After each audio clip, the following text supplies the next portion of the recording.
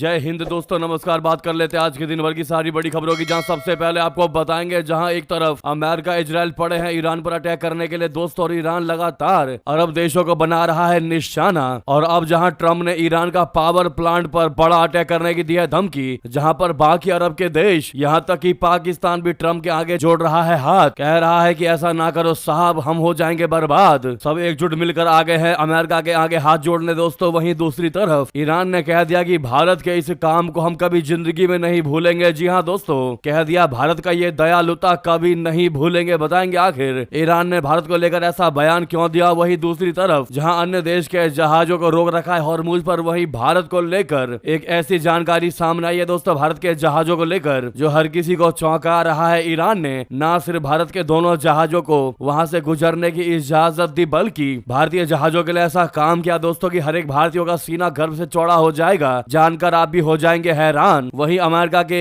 Attack से पहले दोस्तों अब ईरान ने जंग पर एक नया चेहरा लागू कर दिया। जी हां, मोहम्मद बाकिर खलीबाफ के हाथ में सौंप दी कमान, और कमान सौंपते ही दोस्तों आपको बताएंगे ईरान ने अमेरिका को दिया बहुत बड़ा तगड़ा झटका। इतना ही नहीं, ईरान भी अब हमले की भूमिका बना रहा है यूएई पर। वहीं आपको बताएंगे तेल और गैस पर प्रधानमंत्री नरेंद्र मोदी जी ने क्या कहा, भारतीय लोगों से बता दिया कैसे संकट से बचेगा अपना भारत। लेकिन वहीं अब विपक्षी भी भारत के होते दिखाई दे रहे हैं फैन। ईंधन संकट पर बड़ा सियासी ट्विस्ट देखने को मिला है दोस्तों। प्रधानमंत्री नरेंद्र मोदी जी को इस विपक्षी सांसद ने दे दिया खुला समर्थन। आज एक से एक बेहतरीन से बेहतरीन जानकारी आपको बताने वाले हैं, बस आप वीडियो के अंत तक बने रहिएगा। और खबरों में आगे बढ़ने से पहले भारत का जमकर समर्थन करते हैं तो वीडियो को लाइक करके, चैनल को सब्सक्राइब करके, बेल आइकन दबा के कमेंट में जय हिंद जरूर कह दीजिएगा। तो बात करते हैं पहली सबसे बड़ी खबर की, जहां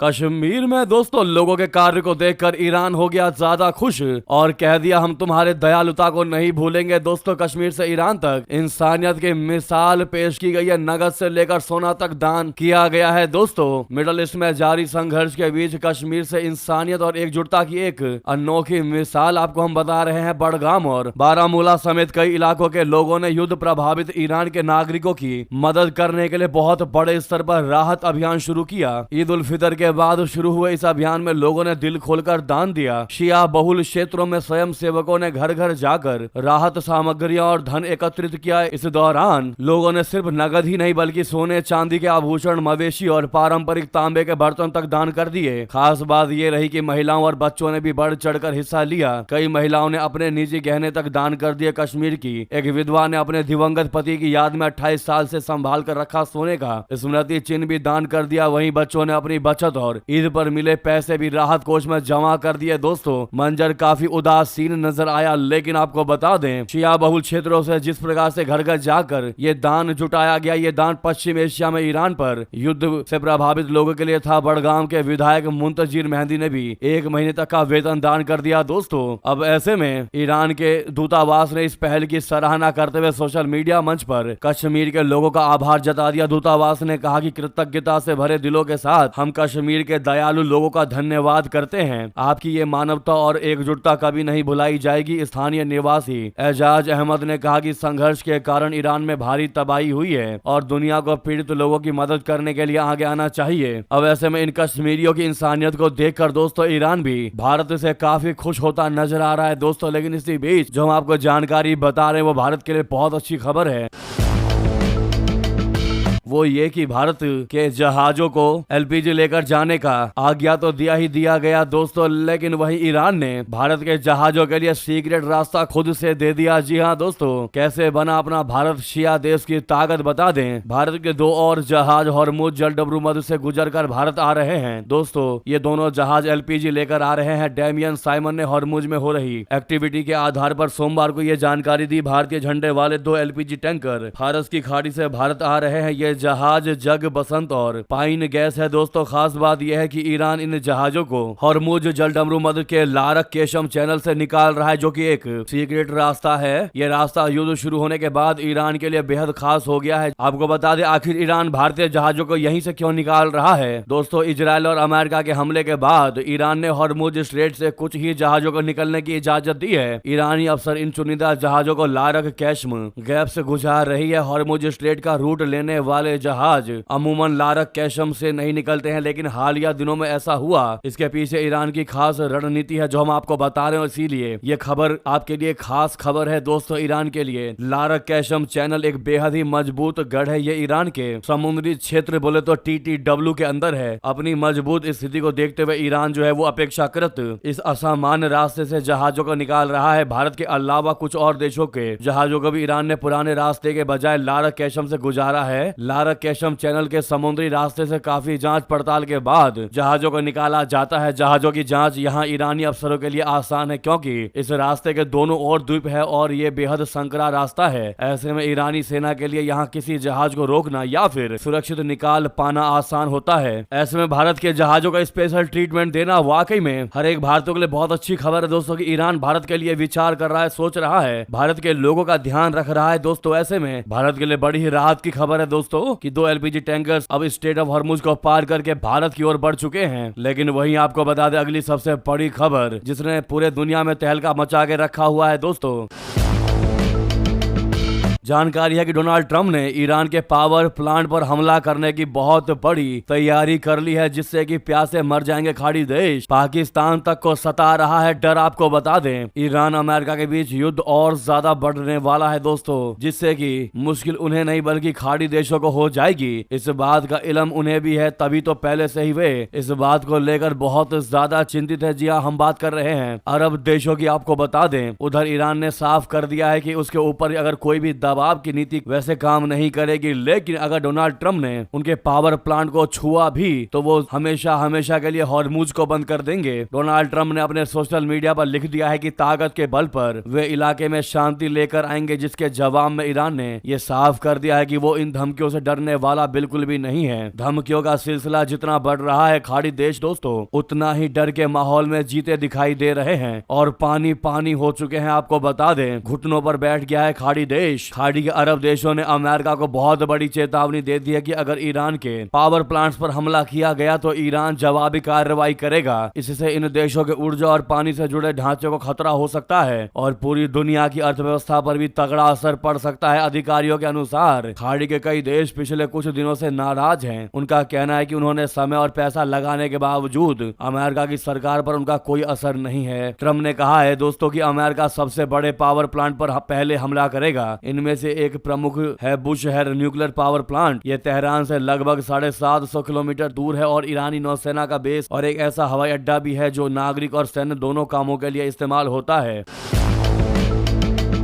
हालांकि ये ईरान की कुल बिजली का सिर्फ 1 से 2% ही बनाता है, लेकिन ये रणनीतिक रूप से बहुत महत्वपूर्ण है। तेहरान ने दावा किया था कि प्रोजेक्टाइल इस प्लांट में गिरा जिससे रेडिएशन का खतरा पैदा हो गया। खाड़ी के कई देश पीने के पानी के लिए समंदर के पानी को साफ करके इस्तेमाल करते हैं। अगर समंदर का पानी दूषित हुआ तो लाखों लोगों पर असर पड़ेगा। खाड़ी के कई देश जैसे कि UAE, कतर, कुवैत और सऊदी अरबिया पीने के पानी के लिए लगभग पूरे तरीके से डिसैलिनेशन पर निर्भर हैं। अगर रेडिएशन फारस की खाड़ी में फैलता है तो लाखों लोगों का पानी दूषित हो सकता है दोस्तों, और हो सकता है कि लोगों की जानें भी चली जाएं। ये दुनिया के सबसे सूखे क्षेत्रों में से हैं जहां प्राकृतिक जल स्रोत बिल्कुल सीमित है, लिमिटेड है। ऐसे में ये देश इन प्लांट्स पर काफी निर्भर है जो समुद्री जल को पीने योग्य बनाते हैं। तो वहीं दोस्तों आपको बता दें ईरान के पावर प्लांट तबाह होने पर पाकिस्तान की भी चीख निकलने वाली है दोस्तों। खाड़ी के साथ साथ पाकिस्तान भी अछूता नहीं रहने वाला। रोने की लिस्ट में पाकिस्तान का भी नाम जुड़ने वाला है। डोनाल्ड ट्रंप की ये चेतावनी कि अगर ईरान 48 घंटे के भीतर स्ट्रेट ऑफ हॉर्मुज को पूरे तरीके से नहीं खोलता है तो अमेरिका उसके बड़े बड़े पावर प्लांट पर हमला करेगा। दोस्तों ये युद्ध लगता नहीं कि जल्द खत्म होने वाला है, क्योंकि इसका जवाब ईरान ने भी दिया। धमकी से कह दिया कि अगर ऐसा हुआ तो हम भी अमेरिका और इजराइल के भी ऊर्जा और IT सेंटर्स को बिल्कुल नहीं छोड़ेंगे। अब ऐसे में अगर पाकिस्तान की बात करें दोस्तों तो पावर प्लांट पर अटैक करने के बाद ईरान जो है वो तेल और गैस का उत्पादन या निर्यात नहीं कर पाएगा। इससे वैश्विक बाजार में घबराहट फैल सकती है। 2017 से ईरान, पाकिस्तान, अफगानिस्तान और इराक को बिजली भी निर्यात कर रहा है। ऐसे में पाकिस्तान की बिजली की भारी कटौती होगी। इराक खासतौर पर ईरानी बिजली पर निर्भर है। युद्ध की वजह से पहले ही इसमें काफी बाधा आ चुकी है, क्योंकि ईरान की घरेलू जरूरतें बढ़ गई हैं। दोस्तों अगर ईरान का पावर ग्रिड गिरता है तो इराक में, पाकिस्तान में बड़े पैमाने पर बिजली संकट आ जाएगा।